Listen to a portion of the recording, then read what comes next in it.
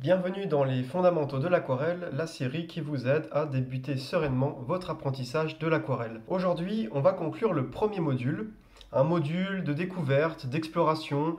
On s'est amusé en essayant de prendre de bonnes habitudes et notamment la dernière fois, on a fait un fond abstrait dans l'humide.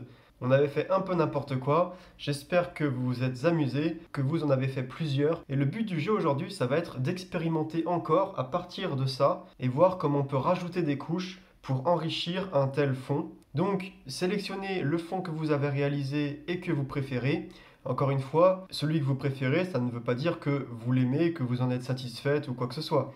Moi, personnellement, j'en ai fait qu'un parce que je suis un peu flemmard et j'en suis pas vraiment satisfait, hein. Le fait de le faire en filmant la vidéo et en expliquant plein de choses, ça m'a fait revenir inconsciemment plein de fois au même endroit. Du coup, on a un résultat qui est assez gouaché en réalité. Mais je joue le jeu, c'est pas forcément quelque chose qui me plaît ou m'inspire, mais on va quand même essayer d'aller un peu plus loin et on va réaliser une première œuvre terminée aujourd'hui.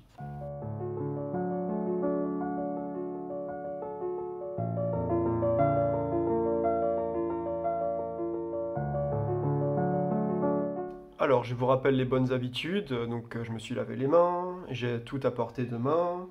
Aujourd'hui, je vais utiliser le pinceau à la vie parce que pourquoi pas. Et je ne vais pas utiliser beaucoup d'eau, donc je ne scotche pas mon papier. Je prends mon spray, j'asperge généreusement mes godets. C'est tout simplement des réflexes à prendre. Et je vais venir mouiller mon pinceau, voilà, en profondeur. Je vais prendre de la couleur. Et là, je vais faire des couches sur une couche qu'on a déjà faite. On appelle ça un glacis.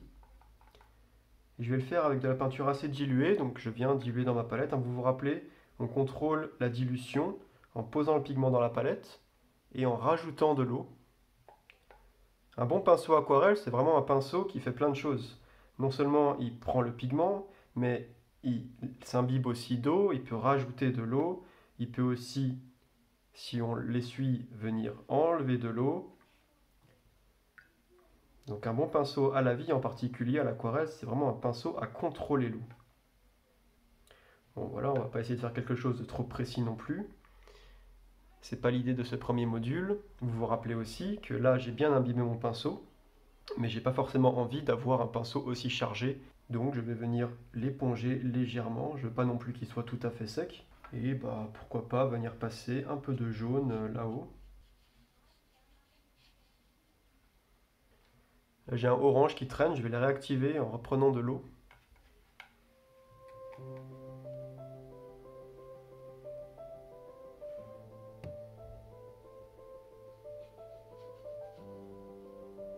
Je vais venir passer des couches comme ça.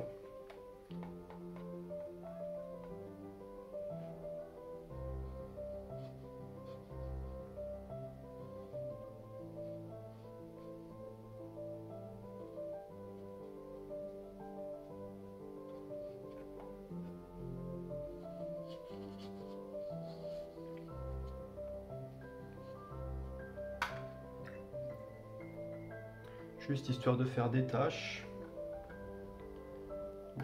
sur mon fond.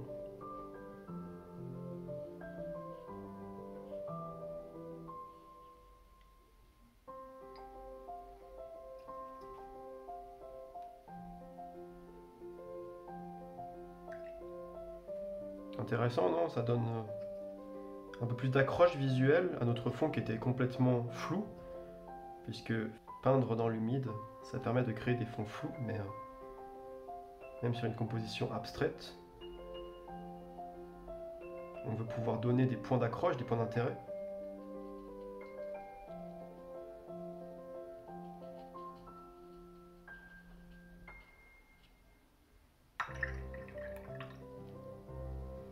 Je vais venir prendre ce brin,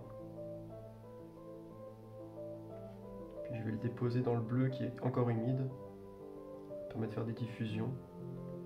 Observez bien ce qui se passe, hein, toujours.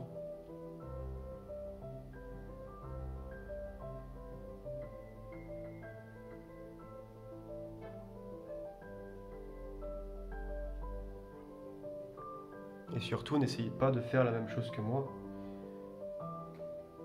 Amusez-vous de votre côté.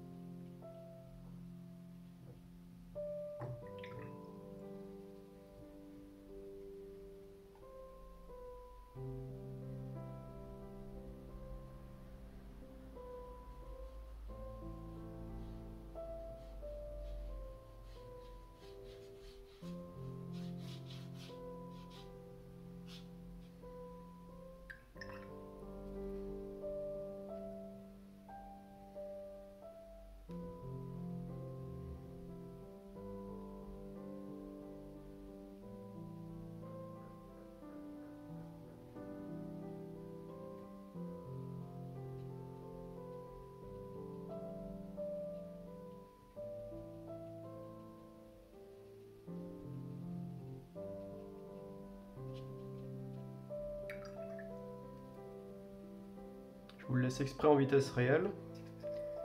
Parce que comme ça, ceux qui ne se prêtent pas au jeu, qui ne font pas l'exercice, ils s'ennuient. Bon, en réalité, ils changent de vidéo et c'est pas très bon pour mes stats, mais faites-le de votre côté.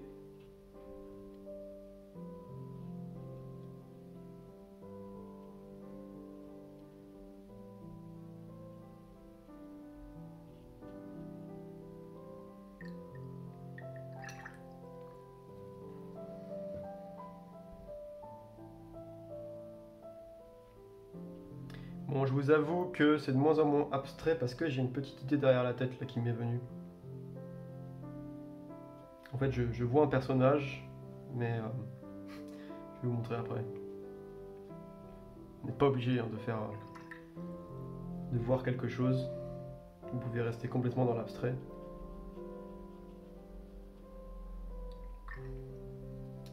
Mais si je le tourne comme ça, en fait, je commence à voir un personnage qui serait en quelque sorte assis et un arbre ici. On a même le reflet de l'arbre en quelque sorte avec cette tache violette. Donc c'est un peu comme si c'était un personnage près d'un plan d'eau. J'ai presque l'impression qu'il penche une de ses mains dans l'eau.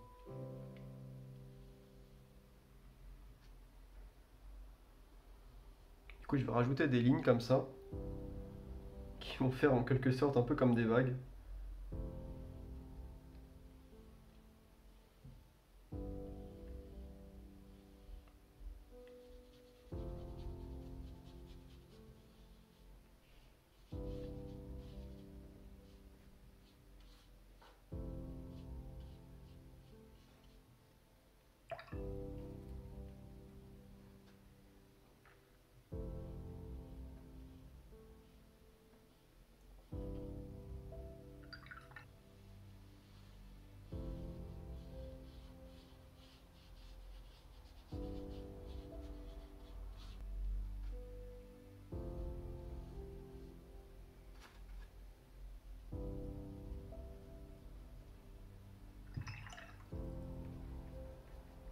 Vous voyez, hein, toujours j'ai le réflexe d'essuyer mon pinceau, de contrôler son humidité sur l'éponge. Toujours ajuster, éponger. Vraiment, l'éponge pour moi c'est quelque chose d'essentiel dans le matériel. Et comme je vous avais dit, un chiffon peut aussi servir à éponger. On a plus de contrôle sur une éponge, parce qu'on peut appuyer vraiment plus ou moins. Donc j'espère que vous avez joué le jeu, que vous avez aussi rajouté des tâches sur votre fond abstrait. Des tâches abstraites, encore une fois, moi ça va finir par ressembler à quelque chose, en tout cas j'espère, mais c'est pas du tout l'objectif. Hein. Faites ce qui vous amuse. Moi ça m'amuse de faire un arbre et un personnage, donc je vais essayer de faire un arbre et un personnage. D'ailleurs je prends un risque parce que je suis pas vraiment à l'aise en dessin, et donc si ça se trouve, mon personnage va ressembler à rien du tout. Alors que le fond comme ça il est déjà vraiment pas mal. Mais c'est aussi ça que je veux transmettre dans ce module, c'est prenez des risques en fait. Vous voyez, j'ai une aquarelle, d'accord, qui est à peu près terminée, disons. Franchement, elle est pas mal. Il y a un rendu visuel semi-abstrait, voire assez abstrait, qui rend bien, les couleurs fonctionnent assez bien ensemble. Donc vraiment, je pourrais m'arrêter là. Et je serais content de ce que j'ai fait. Et il y a un côté un peu motivant à se dire « Waouh, j'ai réussi cette fois-ci ». Mais finalement, est-ce que j'ai pas plus intérêt à prendre ça et à faire tout ce qui est en mon pouvoir pour le gâcher? Trouver des idées d'expériences à faire pour le gâcher. Parce qu'à chaque fois que je vais continuer à expérimenter, je vais apprendre quelque chose. Que ce soit des choses qui vont améliorer la peinture ou des choses qui vont finir par la gâcher. À quel point est-ce que je peux aller loin? À quel moment je vais aller trop loin? Où est la limite? Voilà, encore une fois, vous êtes des explorateurs. Repoussez un peu les frontières. Ne vous contentez pas d'un résultat qui vous plaît. Essayez de voir vraiment jusqu'où vous pouvez aller. Et donc avec cette philosophie-là, bien sûr, à la fin, ça sera gâché, puisque ça devient un peu votre objectif. Faire tout ce que vous pouvez pour le gâcher. Mais vous aurez appris tellement de choses en le gâchant. Vous vous rendez pas compte. Comme je vous avais dit la dernière fois, je contrôle si c'est sec hein, en regardant comme ça et en tapotant éventuellement avec le dos de ma main. Et donc je vais utiliser un Posca parce que pourquoi pas.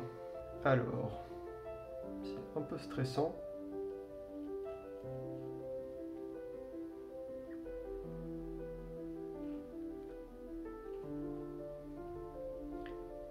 Du coup, je suis un peu timide dans mon trait, mais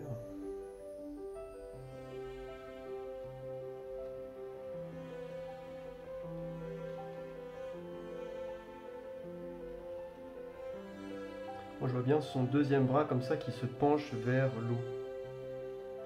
C'est ça que j'essaye de faire timidement parce que je suis pas très à l'aise en dessin. Au niveau de la posture, je verrais bien juste son genou comme ça et la jambe est pliée derrière. Faut vraiment que j'arrive à le visualiser. Ça serait plus simple de faire quelqu'un juste d'assis, mais ça a moins de dynamisme.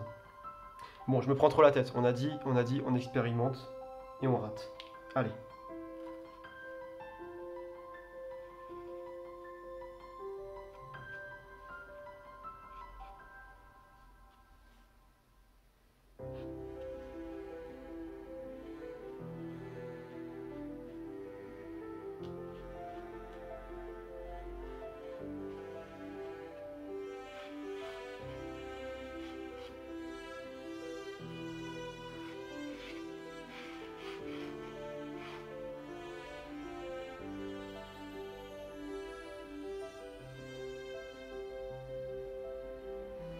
Qu'on pousse le vis jusqu'à mettre des cheveux qui font comme ça autour de sa tête. J'avais fait ces marques jaunes. Allez. On va lui faire des mèches.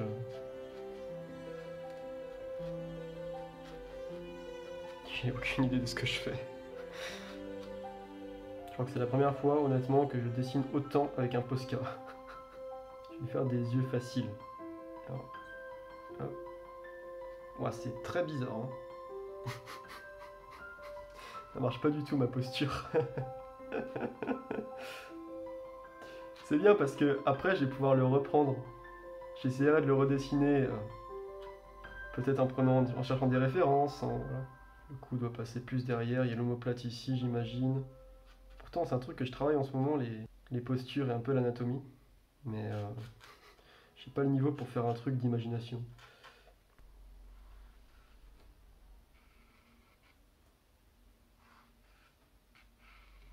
Ah oui, son corps doit être en biais en fait. En fait, son dos doit forcément être plié comme ça. Et il s'appuie sur sa main, mais du coup, ouais, il n'y a rien entre. La main est bien. Le bras est bien détaché par rapport au dos en fait. Ouais. J'aime bien les cheveux par contre. C'est un côté un peu organique, ça fait un peu écho à l'arbre. Je vais revenir un petit peu, histoire de bien démarquer l'eau entre guillemets de la terre. Je vais revenir avec un espèce de brun marron.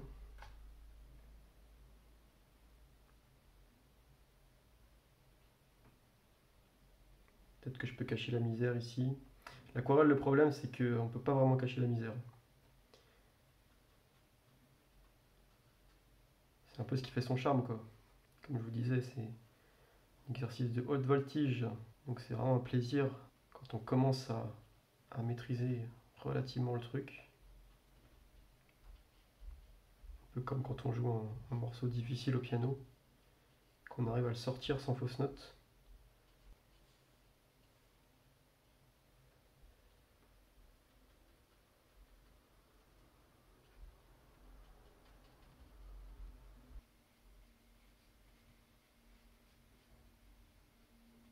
Vous voyez, c'est ça qu'on appelle gouacher. J'ai complètement perdu la transparence de l'aquarelle à force de faire des couches et des couches en mettant à chaque fois beaucoup de pigments. Encore une fois, il n'y a pas de règle. Hein. C'est vrai qu'en général, c'est pas hyper esthétique. Oups. Ouais, non, c'est pas terrible ça. Je vais m'arrêter là. Et maintenant, je veux que vous fassiez quelque chose. Je veux vraiment que vous le fassiez. Vous allez prendre un marqueur, un Posca, un stylo, un feutre, n'importe quoi, ou de la peinture tout simplement. Et vous allez signer. C'est important d'être fier de ce qu'on fait, même si le résultat ne vous satisfait pas. Signez votre première œuvre à l'aquarelle. Vous pouvez signer en mettant vos initiales et la date, ou votre prénom et la première lettre de votre nom, ou l'inverse, la première lettre de votre prénom et votre nom, ou votre nom et votre prénom, ou un pseudo, ou n'importe quoi, mais faites une marque distinctive.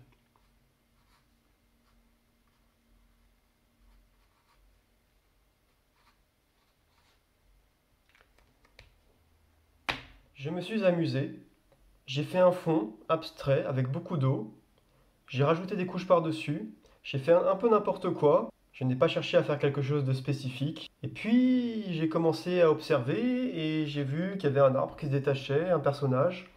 Et donc j'ai continué à faire un peu n'importe quoi dans cette direction. Et voilà ce que ça donne. Alors qu'est-ce que je fais à ce stade? Est-ce que je me demande, est-ce que c'est raté? Est-ce que c'est réussi? Bah non. Déjà je suis content parce que j'ai déjà passé une demi-heure à faire de l'aquarelle aujourd'hui.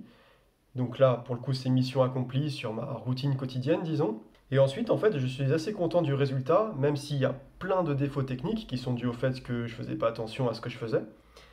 Mais en tout cas, j'aime bien la poésie que dégage le résultat, cette ambiance très chaude, les harmonies de couleurs, l'arbre, sa forme générale, et la posture du bonhomme est inspirante. Donc je pourrais très bien, dans le futur, essayer de refaire une aquarelle comme celle-ci, mais pour le coup plus propre, en utilisant des techniques que je connais et qui vont exacerber les effets ici, par exemple les effets de reflet dans l'eau ou les effets de végétation.